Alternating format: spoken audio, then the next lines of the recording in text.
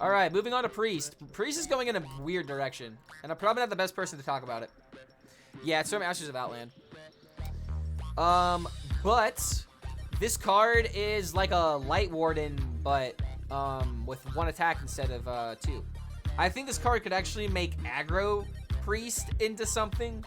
I don't want to necessarily compare it to like to Battle Fiend, but Priest has some interesting ways of just healing a lot of things all at once with like, you know, like Nova and whatnot. I think Holy Nova is still staying in the deck.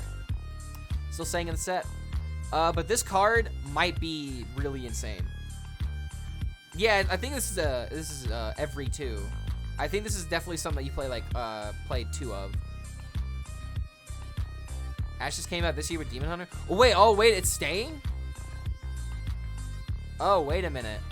If Ashes of Outland is staying, which we can actually check real quick.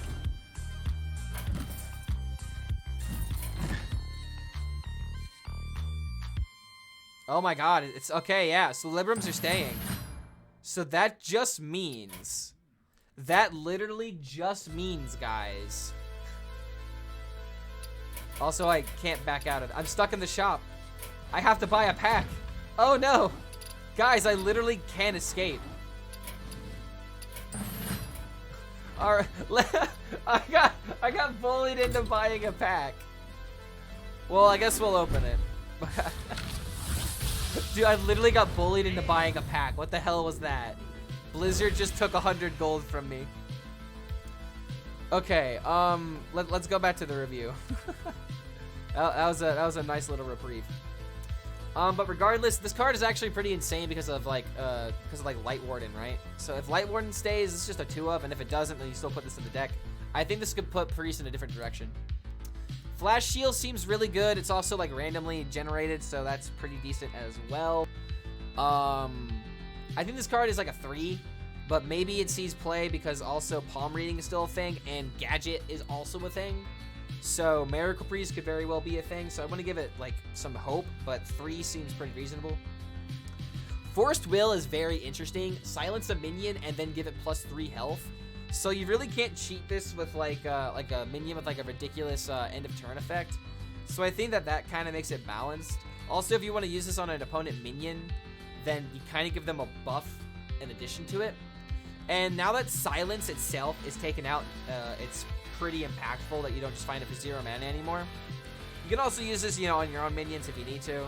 Gadget is pretty cool as well, because palm reading, like I said earlier. I want to give this hope because Silence is always decent, but if Priest doesn't need it, then this card won't see play.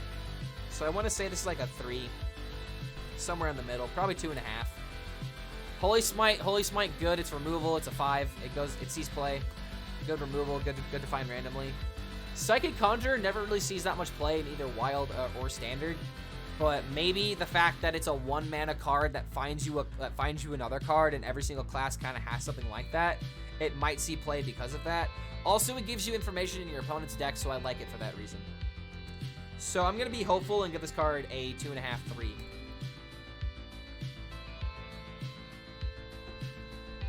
All right, Kul Tiran Chaplain. It's a 2-mana 2/3. Give a friendly minion +2 health. It's something we've already seen.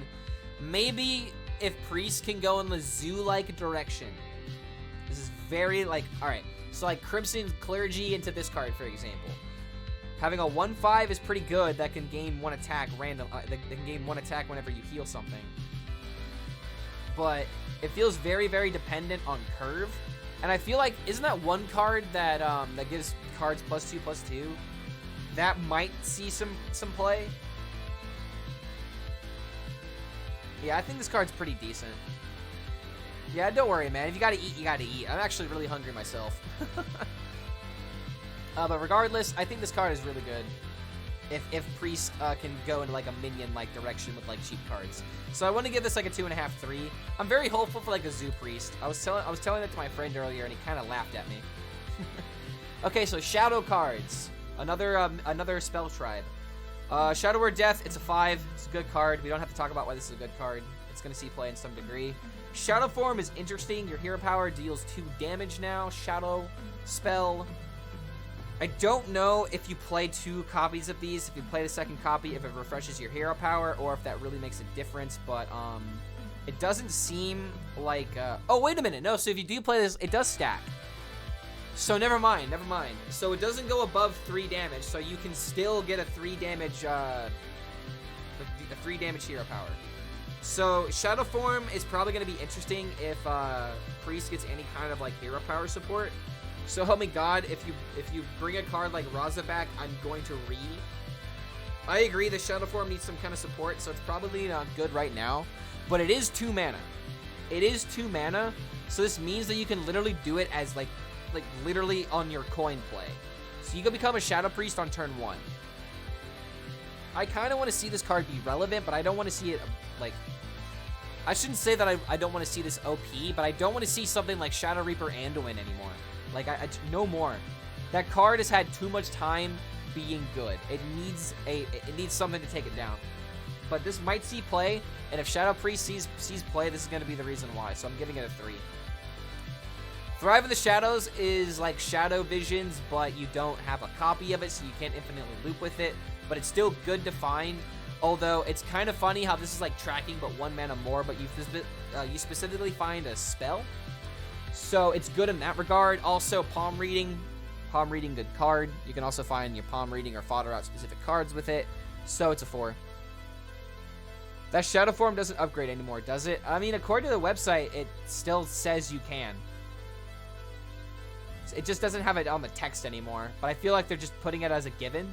But if you play 2 of them, automatically you'll just get a better hero power. So I'm pretty sure it also refreshes it. That might be interesting if you find it randomly. Alright, so Lightspawn change is very weird in my opinion. They made it 3 mana and now it's a 4/4 when you first summon it. Maybe if... Okay, so this card actually could be insane with like the Chaplain like I mentioned earlier, because you play this on turn 3 and then you play double Chaplain and then suddenly this is an 8/8. That's pretty good. You know, 8/8s that can hit face on turn 4. That's very nice. Or if you coin this out on turn 3, then you can deal 6 damage on turn 4. But that's very, very, like, ambitious. That's assuming our opponent's gonna let us get away with this. So I think because of that, like, I wanna say this card is better now that you can play it earlier. Because the key thing is you could coin this out on turn 2 and it's a 4/4. Lightspawn meta might actually be a thing, but we don't have many ways of buffing its HP aside from like minion buffs. You also have Lightspawn into Power Infusion as a curve now. So suddenly turn 4 deal 10 damage. Seems pretty good. I think this card is actually gonna break the meta to a degree. Like I actually have like a ton of hope for minion Zoo Priest. Like, it's one of those things to where if you have an answer, okay, then I'm gonna win. And that's the reason why I think it's gonna be pretty good. I'm giving this a 4 because it's got 4 HP. So we'll move on. All right, Shadow Spirit looks like a pretty interesting card for OTK purposes, but Death Rattle deal 3 damage to the enemy hero. What if I don't think Leper Gnomes are a thing anymore in the core set? But what if you have like a lot of cards like Leper Gnomes and like cards that just deal a bunch of damage to the face? Like you play your Shadowform, you play this. If it hits face, then suddenly this has already dealt 7 damage. Then you play you hit your hero power, and that's already 9 damage. I feel like this card could actually see a lot of play. And Vectis with this card could actually be insane. What if there's like a Death Rattle Priest? Because like Nerubian Egg is back. Death Rattle Priest actually might have support. Keep that in your tabs, guys. Clark HELLSCREAM is calling it now. Maybe this is the meta breaker. Terran is Outland, so no, it's not rotating. Oh my God, Terran isn't rotating. Death Rattle Priest, I'm calling it now. That actually might be the meta breaker deck. I'm gonna talk to my friend about that who's good at Priest. Holy Nova, good. It's a holy spell. It's good. It's gonna see play. I'm calling it now, guys. Rally Priest, literally. Oh my God. Holy crap. Death Rattle Priest, guys. Lightspawn works in Rally. This is actually breaking my mind. Zoo Death Rattle Priest. It's easy. But Holy Nova is going to be decent. It's a 5 because it goes in decks that require it. Power Infusion might see play. We talk about practice. Thank you so much for that follow, man. Good to have you here. Hopefully you're having a good time. But Power Infusion, really, really good card. If these kind of decks can rely on this to be a good buff. But it's either going to be really good or really bad, so I'm giving it a 2.5 for that reason. I'm not that hopeful for it.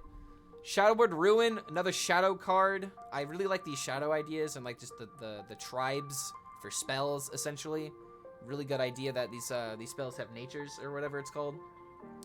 Nozdormu in every deck. Yes, absolutely. We'll get to Nozdormu later. I think it's the best card ever designed in Hearthstone. But we'll get to that when we get to the neutrals. We're actually almost done with the class cards. I think we have 3 left. We have Rogue, Warrior, and Warlock. But this card's gonna be decent. I don't think it's gonna be meta breaking, but if for some reason 5 attack minions become a problem, it's a good card for Priest. Also, AoE is very scarce, so it's gonna be a 3 for me. Rip my Boomer APM. Wait, what are you playing right now, Umbra? Oh wait, because of the Nozdormu. Haha, yeah, you're not gonna be able to think, man. You gotta be instinct. You gotta be good. You gotta be good from the very beginning. Nozdormu has a great vibe to it. It's either you do or you don't. There's no in between. You don't have to worry about it. If you choose to, like, and Nozdormu is actually gone from the game. So if you're someone like sorry, voice going out. I feel like I've been going at it for like constantly for like 2 hours. But No Hands Gamer, someone who literally can't deal with Nozdormu, never has to worry about it anymore unless he literally wants to do it for funsies, which I doubt he's ever gonna do. But this is good because if Minion Priest can be decent and Lightspawn can be decent, then this can fit in the deck. So I'm going to give this a 2.5 because I'm hopeful for it, but it's probably not going to be decent in actual gameplay. Natalie Seline being in the core set is pretty interesting because they're pretty much telling people that Priest is going to build boards and kill things, which is pretty much what they're supposed to do. That's like one of their class identities, I would say. I think it's huge what they did with Nozdormu because of your exact point with No Hands. Exactly. People who want to have that strategy have that strategy, but we'll get into that momentarily. This card is going to be probably not that good. I'm going to give it a 2, just a regular 2, because it's good that you can, it's good that you can find it randomly, but other than that, I'm not hopeful for it.